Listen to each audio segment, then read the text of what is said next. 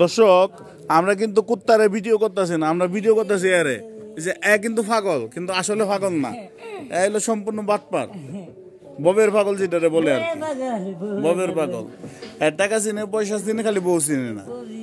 হ্যাঁ বেহরবে, হ্যাঁ বেহরবে না, বেহরতে না বিড়ি হেবে, হ্যাঁ বিড়ি খাইতে রাজি আছে, বেহরতে রাজি নাই। তুই তো ছাড়বে কবে, কবে ছাড়বে? ছাড়তে না, না ওর মাথায় পুরো জটা ছিল, এখন কামায় দেওয়ার পর থেকে আলহামদুলিল্লাহ একটু একটু সুস্থ এবং কথাবার্তা ঠিক মতো বলতে পারে।